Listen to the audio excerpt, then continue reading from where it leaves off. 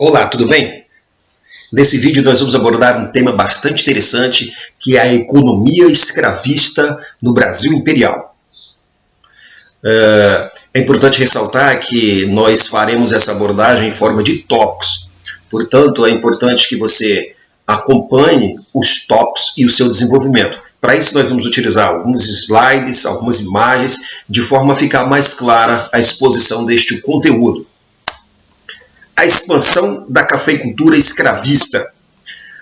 Até então, o açúcar reinou em todo o período colonial, em regime de plantation, que é a grande lavoura, utilizando-se de mão de obra escrava, de propriedade do senhor de engenho, que era um proprietário de escravos e de terras, e também ocupava a posição social mais alta, na hierarquia socioeconômica do Brasil colonial.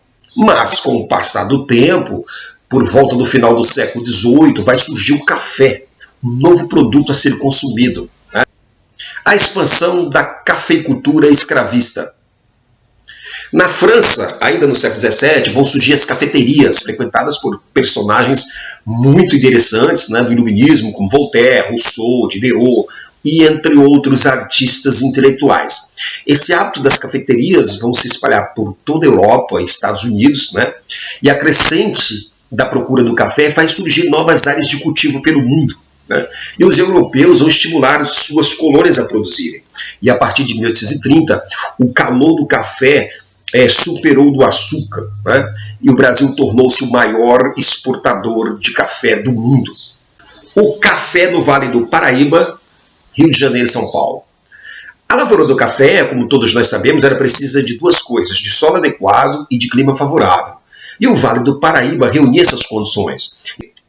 Então, no Vale do Paraíba, que vai de uma faixa de terra do Rio de Janeiro a São Paulo, nós vamos ter no Rio de Janeiro as cidades de Vassoura, São João Marcos, Resende, Valença, Paraíba do Sul, Cantagalo. Em São Paulo nós teremos Areias, Guaratinguetá, Lorena, Taubaté, Jacareí, Mogi das Cruzes. É nessa região que o café vai se desenvolver nesse primeiro momento. O Vale do Paraíba antes do café, início do século XIX. Até então, o Vale do Paraíba era uma região de passagem entre o Rio de Janeiro, São Paulo e Minas, Portanto, era o chamado Caminho do Ouro, Era uma região ocupada por vários povos indígenas e alguns sítios de produção de alimentos. Esses sítios eram conhecidos como ranchos ou pousos, onde os vendedores, os ambulantes, paravam ali para abastecer suas tropas com milho, feijão e mandioca. Dormiam, descansavam e seguiam viagem no dia seguinte, depois de alimentar a si e aos seus animais. A coroa portuguesa e a doação de terras no Vale do Paraíba a novos produtores. A partir de 1808, as terras do Vale do Paraíba do Sul foram concedidas através do sistema de sesmaria. Comerciantes e burocratas portugueses do Rio de Janeiro foram os primeiros a receber essas sesmarias. Produtores e comerciantes de Minas Gerais receberam concessões e títulos de propriedade destas terras. E então passaram a investir contra os poceiros locais, que eram aqueles pequenos produtores que tinham pequenas faixas de terras na região, mas que ainda não tinham os títulos de posse dessas terras. Portanto, nós vamos ter agora um conflito pelas terras. Os novos proprietários exigiam judicialmente a redemarcação de suas novas terras, onde às vezes existiam vários pequenos produtores, os poceiros. A partir daí, nas disputas judiciais, os novos proprietários geralmente venciam, e acabavam anexando as pequenas propriedades antes dos poceiros às suas possessões territoriais. Outro grupo também muito prejudicado durante esse processo foram grupos indígenas que foram expulsos de suas terras. Observação: começa-se aqui a formação de grandes unidades cafeicultoras de mão de obra escrava no Vale do Paraíba. As características do plantio do café. Ao contrário da cana-de-açúcar, que podia ser plantada e replantada várias vezes, vários anos na mesma possessão territorial, os cafezais eram muito diferentes. Eles desgastavam os nutrientes da terra. O cafeiro demora cerca de 4 anos para dar os primeiros frutos. Durante 20 ou 30 anos, ele apresenta alta produtividade. Depois a terra vai ficando improdutiva e torna-se improdutiva, desgastada para o cultivo do café. Portanto, se faz necessário novas terras virgens. Portanto, os cafeicultores eles tinham cafezais, né, de várias idades e abandonavam os mais velhos. Daí a necessidade de grandes extensões de terra. Sobre a posse da terra. No processo de independência de Dom Pedro, em 1822, o regime de Sesmaria foi abolido. Né? Tem uma lacuna entre 1822 e 1850, quando será feita uma nova legislação com a Lei de Terras. Nesse novo modelo, a forma de se obter terra é pela ocupação ou pela compra de grandes lotes de terra. Esse procedimento da Lei de Terras de 1850 vai beneficiar os maiores produtores de café. Esse modelo de aquisição de terras pela Lei de 1850 agradava muito ao Estado Imperial, desejoso de ampliar sua arrecadação fiscal.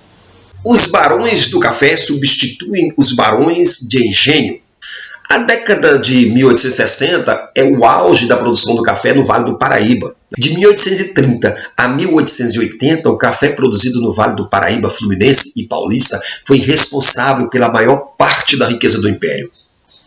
Forma-se assim um novo grupo político e econômico poderoso, a aristocracia rural, os barões do café, que vão gradativamente substituindo a importância dos senhores de engenho na economia do Império. As novas terras do café. Na segunda metade do século XIX, vão surgir novas fazendas no Oeste Paulista, né? Campinas, Rio Claro, Bauru, Ribeirão Preto, e vão se estender até Minas Gerais e Espírito Santo. Mas o Oeste Paulista foi a região mais rica e próspera nessa segunda fase do café. Portanto, nós podemos fazer aqui uma analogia entre a primeira fase do café no Vale do Paraíba e a segunda fase do café no Oeste Paulista. Né? No Vale do Paraíba nós vamos ter o Porto do Rio de Janeiro como principal centro de escoamento, nós vamos ter o predomínio da mão de obra escrava e os barões do café como os grandes representantes desta economia no Brasil Imperial. Já na segunda fase do café, que vai se dar no Oeste Paulista, nós vamos ter o Porto de Santos como o principal porto de escoamento desse produto. Nós vamos ter o predomínio de uma mão de obra imigrante vinda da Europa, com incentivo do governo imperial. E nós vamos ter agora a burguesia cafeeira, que diferentemente dos barões do café do Vale do Paraíba, a burguesia cafeeira era uma burguesia mais antenada com novas possibilidades de organização e de produção. Né? O contexto durante o crescimento do café no Oeste Paulista, né? Ocorre após o fim do tráfico de escravos, em 1850, com a Lei Eusébio de Queiroz. Né? Ocorre após a Lei de Terras, de 1850. Era uma região pouco explorada e sem vias de comunicação, exceto com Campinas. Né? E é onde ocorre o estímulo à construção de ferrovias na província de São Paulo, já em fins do século XIX. O problema da mão de obra, o imigrantismo. Com o fim do tráfico atlântico em 1850, vai gerar aqui um problema interprovincial e provincial. Os menores proprietários e os pequenos senhores passaram a vender os seus escravos para os grandes cafeicultores. E a expansão do Oeste Paulista ocorreu em tempo diferente do Vale do Paraíba do Sul. No Vale do Paraíba do Sul, eles usam escravos crioulos, que são os nascidos no Brasil. Existe um comércio de terras bem maior e mais intenso. Existe também uma grande rentabilidade cafeeira que favorecia investimentos em outros setores. Os projetos de imigração. As pressões inglesas pressionavam o governo brasileiro a encontrar uma saída para a mão de obra para a lavoura cafeeira. Primeiro houve o fracasso das colônias de parceria. Né? Em 1840, o senador Nicolau Pereira de Campos Vergueiro, né, ele adquiriu centenas de imigrantes europeus para trabalhar em suas lavouras cafeeiras no Oeste Paulista.